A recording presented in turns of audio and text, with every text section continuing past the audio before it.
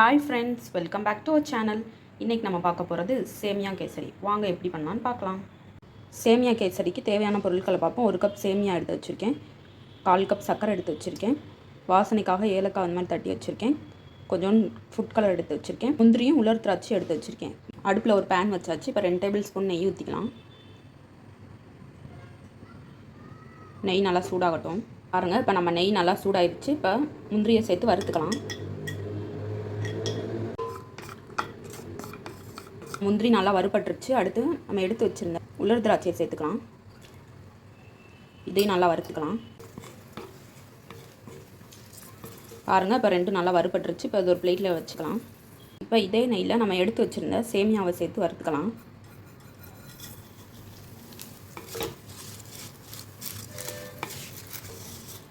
பாருங்கள், இப்போ நம்ம சேமியாவும் நல்லா வறுபட்டுருச்சு. இப்போ இதையும் ஒரு பிளேட்டில் வச்சுக்கலாம். இப்போ இதே பேனில் நம்ம 1 கப் தண்ணி ஊற்றிக்கலாம். நல்லா கொதிக்கட்டும்.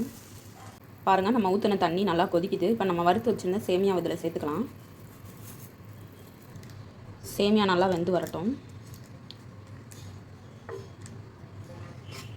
பாருங்கள், இப்போ நம்ம சேமியா நல்லா வெந்து வந்துருச்சு. இப்போ நம்ம எடுத்து வச்சுருந்த சர்க்கரையை சேர்த்துக்கலாம்.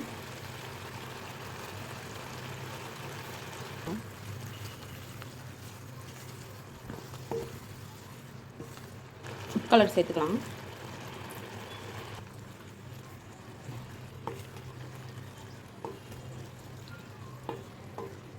வாசனைக்காக ஏலக்காய் சேர்த்துக்கலாம்.